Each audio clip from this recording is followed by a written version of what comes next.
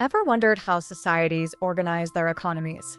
Dive into the fascinating world of economic ideologies, where we explore the fundamental differences between capitalism and communism, two systems that have shaped our modern world. At its core, an economic ideology is a set of beliefs about how a society should produce, distribute, and consume goods and services. These systems dictate who owns resources, how decisions are made, and what the ultimate goals of economic activity should be. Today, we'll demystify two of the most influential: capitalism and communism. These concepts are crucial for understanding global politics, historical events, and even the daily news. By grasping their core tenets, you'll gain a deeper appreciation for the complexities of our interconnected world. Capitalism is an economic system characterized by private ownership of the means of production and their operation for profit. It champions individual freedom, competition, and the power of markets to allocate resources efficiently. The central idea behind capitalism is that individuals, not the government, should control economic activity. This belief fosters innovation and wealth creation through voluntary exchange. It's a system built on the premise that self-interest, guided by market forces, ultimately benefits society as a whole. Imagine you, a budding entrepreneur, decide to open a lemonade stand. In a capitalist system, this is your venture entirely. You purchase the lemons, sugar, and cups from various suppliers, making independent choices about your inputs. You set your own price, perhaps based on your costs and what you believe customers will pay. Any profit you make is yours to keep, to reinvest, or to spend as you wish. If your lemonade is delicious and you're marketing savvy, you might expand, hire friends, and even open more stands, demonstrating growth and job creation. Several pillars uphold the capitalist structure, each playing a vital role in its operation and outcomes. Understanding these features is essential for grasping the system's dynamics. This is a cornerstone of capitalism. Individuals and private businesses have the right to own land, factories, machinery, and other resources. This ownership provides an incentive to invest, maintain, and improve assets, as the benefits accrue directly to the owner. It's the legal framework that allows for personal wealth accumulation. In a capitalist economy, prices for goods and services are determined by the forces of supply and demand, with minimal government intervention. Consumers' desires and producers' abilities interact to set equilibrium prices. This mechanism is believed to efficiently allocate resources to where they are most valued. Businesses constantly compete to offer the best products and services at the most attractive prices. This rivalry drives innovation, improves quality, and often leads to lower costs for consumers. Competition is seen as a natural regulator, preventing monopolies and ensuring efficiency.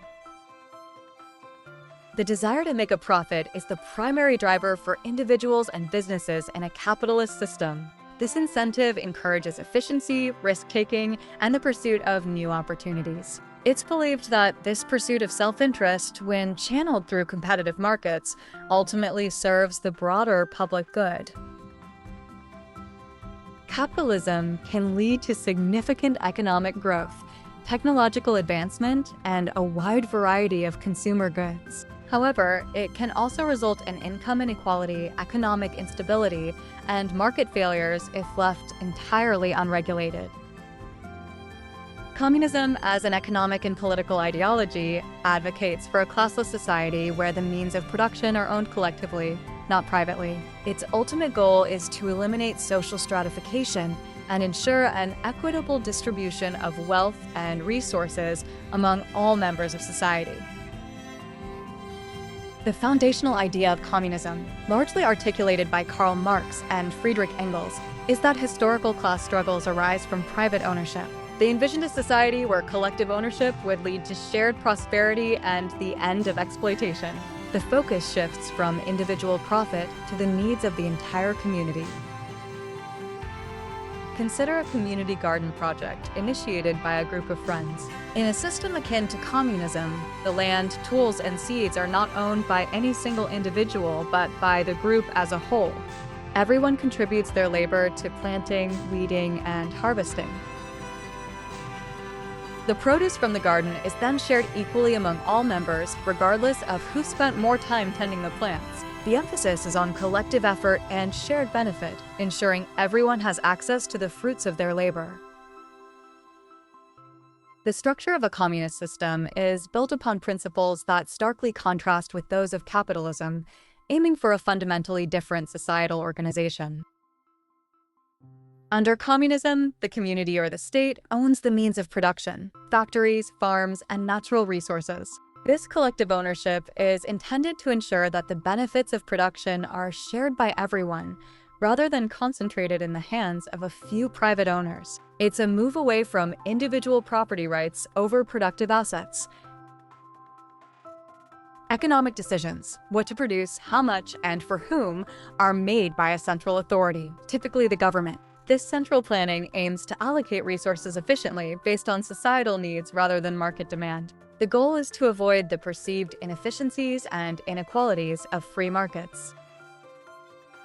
A core objective of communism is to eliminate social classes and provide equal access to resources and opportunities for everyone. The system strives to reduce disparities in wealth and income, ensuring that basic needs are met for all citizens. This pursuit of equality is a defining characteristic. In a pure communist system, private ownership of capital, assets used to produce goods and services, is non-existent. Individuals may own personal items, but productive assets are held in common. This is intended to prevent the accumulation of wealth and power by a select few. Communism aims to reduce inequality and provide social safety nets for all citizens. However, historical implementations have often faced challenges such as lack of innovation, economic inefficiency, and the rise of authoritarian governments due to extensive central control. Understanding the fundamental differences between capitalism and communism is key to appreciating their distinct approaches to economic organization. Let's break down their contrasting features. In capitalism, resources and the means of production are predominantly privately owned by individuals and corporations. Conversely, communism advocates for collective or state ownership of these resources, believing this ensures equitable distribution and prevents exploitation. This difference in ownership is perhaps the most defining distinction. Capitalist economies rely on free markets and individual decisions to control and allocate resources. Supply and demand dictate prices and production. In contrast, communist systems employ central planning, where the government or a collective body makes decisions about resource allocation to meet societal needs. The driving force in capitalism is the profit motive. Individuals and businesses are incentivized by the potential to earn money, which fuels innovation and efficiency. For communism, the primary motivation is meeting the needs of society and achieving collective well-being, often prioritizing social welfare over individual gain. Capitalism inherently allows for class distinctions based on wealth and economic status, though it also offers avenues for social mobility through individual effort and entrepreneurship. Communism, however, explicitly aims for a classless society, striving to eliminate economic hierarchies and ensure everyone has equal standing.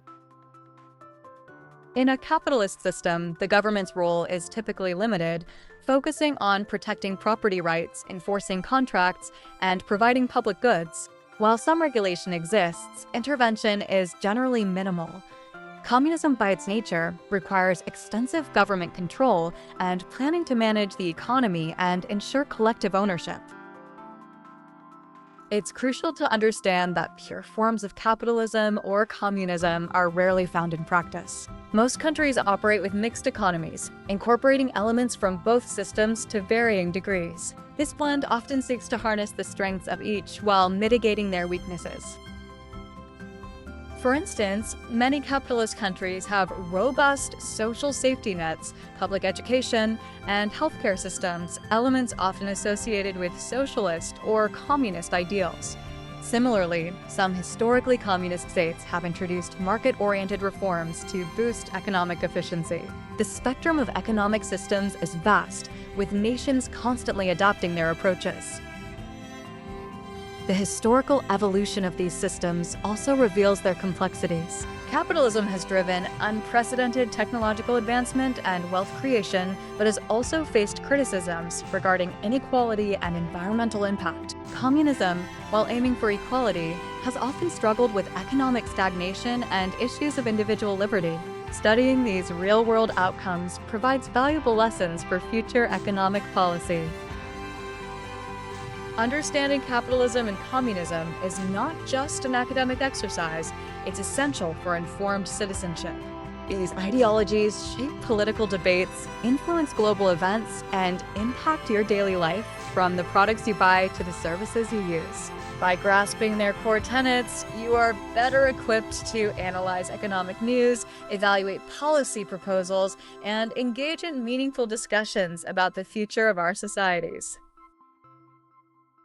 Now that you've explored these foundational concepts, we encourage you to deepen your understanding. Engage with the course material further by reviewing the provided readings and case studies. Discuss these ideas with your peers, challenging your assumptions and exploring different perspectives. Consider how these economic principles manifest in your own country and around the world. Your journey into economic literacy has just begun.